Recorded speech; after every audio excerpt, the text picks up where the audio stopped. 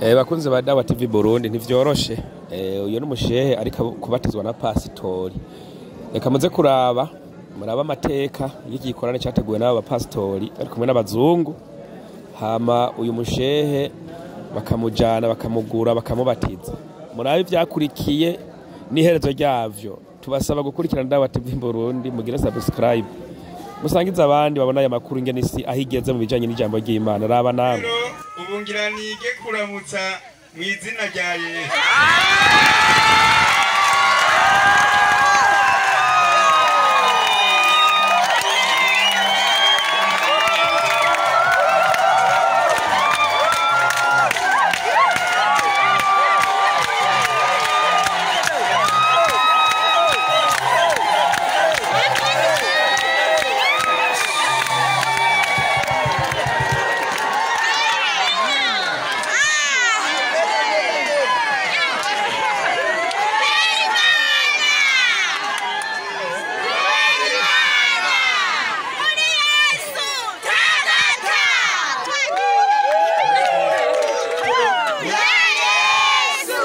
Murakoze cyane cyane.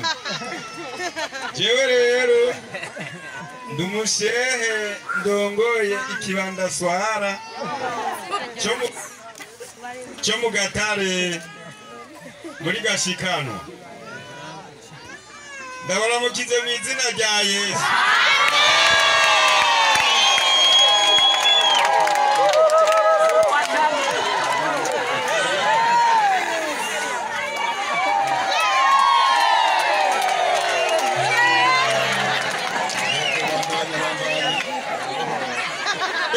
Nabarambiye rero reka ndaryohewe cyane. Hanyuma simvuze benshi. Murakoze Yesu abahezagiye. Waje kutugendera cyangwa wifuza kuzobana natwe imisi yose? Oya ninjiye.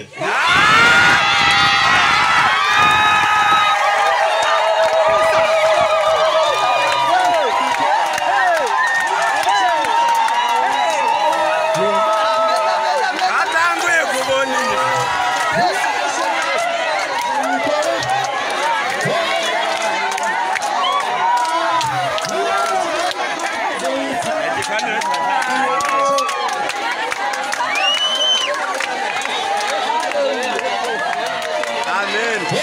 Masanganzira. Ngende ndabarose nanje. Amen.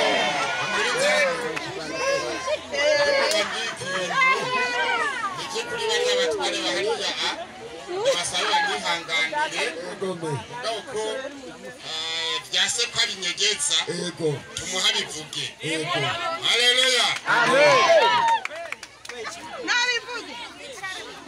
Haleluya. Amen. Yesu nashimwe. Amen. Ego ndaterewe ane Ji Mumuhe mikrofoni vuga neza. Hano zirahari. Mumuhe mikrofoni vuga neza uwo mukozi w'Imana.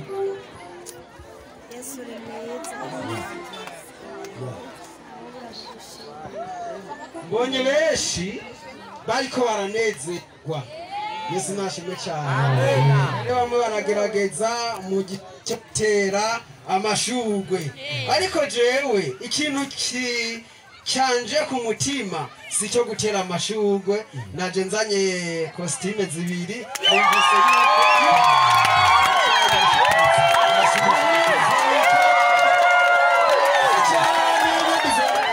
Kumana milesh, nawe kuonisho, Rana, namusora, nikora,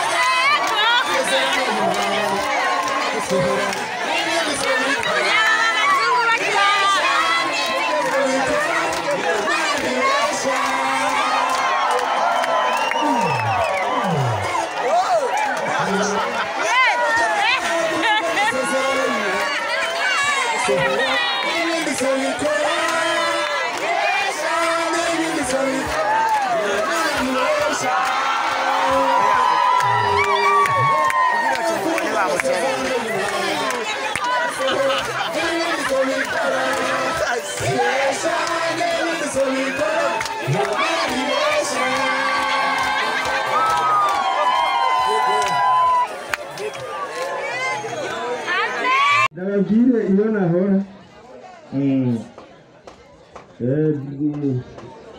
ngira ntange isiramu nubwo ko ntivyumuka sawa reka iyo umuntu inkoki irara mu ishyamba bwaca igacika ijeri reka ronda abahisiramu ndabe ko ntivyibuka assalamu alaikum wa rahmatullahi wa barakatuh. Wa alaikum assalam. Eka mvuke n'akaduwa gatoyi kugira numve ko ncibuka amaduwa ariko sinzi ko ndagashobora mugandagerageza kandi mvuga akaduwa karimwo impanuro mbere wanashaka sinigwa ndagatafsira oya arakabatafsira kugira mwumve ibyo tuvuga ko bisigurika neza. Wale hansi mikoro rihe illa lazina amanu wa amilu salihati. Hanyuma arimo arasoma ikigabane Imana yamanuye muri Qur'ani kivuga ngo wale ansiri ndarahiye ku gihe cy'igicamunsi innal insana la fi husri ati kiremwa muntu ari mu ruhombo. None hageze havuga ati illa lazina amanu wa amilu salihati, abatari mu ruhombo ni babandi bemeye Imana bakaca barangwa no kugira ingiro nziza ibikorwa byiza. Murakoze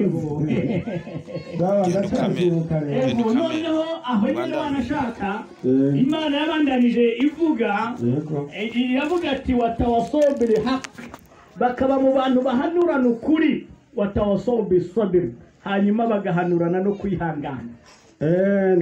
Ndasavye abafise amatace benshi bose ndabarekuriye bankamere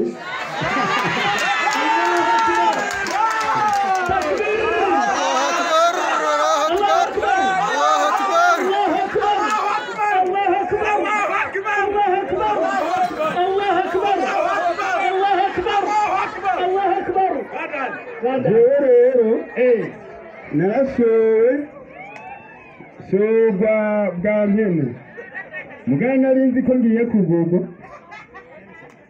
ariko uko nakeka uko nazigangurwa siko naguze muganga baragerageze baranguze ariko ndabatose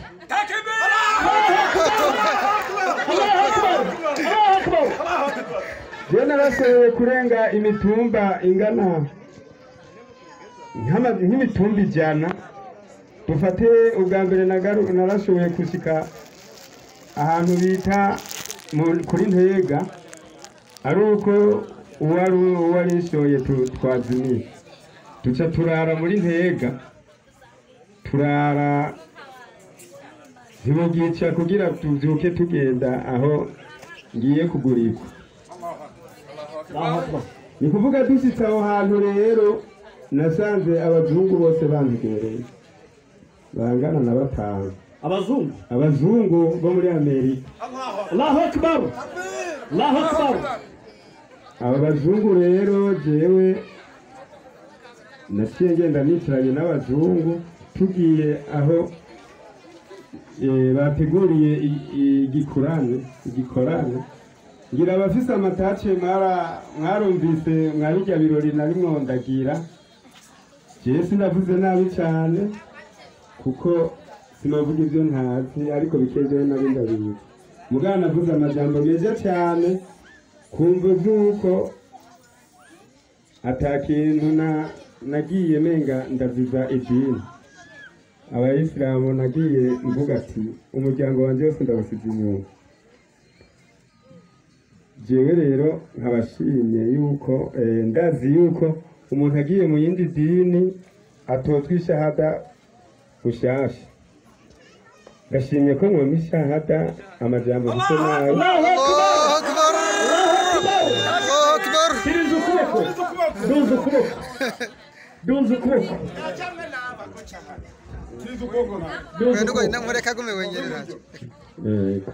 Ndavuga amajambo usubiramo. Ashahadu ashhadu أن لا an la إله ilaha إلا الله illa Allah وأشهد wa ashhadu أن anna محمدا Muhammadan عبده abduhu ورسوله wa rasuluhu وأشهد wa ashhadu أن anna عيسى Isa بن bin مريم Maryam رسول الله rasulullah ndemera bivuye ku mutima ndemera bivuye ku mutima nta yindi mana ihari nta yindi mana ihari ikwiye gusengwa mu kuri ikwiye gusengwa mu kuri uretse imana imerudende uretse imana imerudende nemeye ko muhamadi Muhammad ni intumwa y'imana ni intumwa y'Imana akaba n'umushumba w'imana akaba n'umushumba w'Imana nemeye ko yesu mwene mariya ni intumwa y'imana ni intumwa y'Imana mbaye umuyisilamu mbaye Muslim Allahu Akbar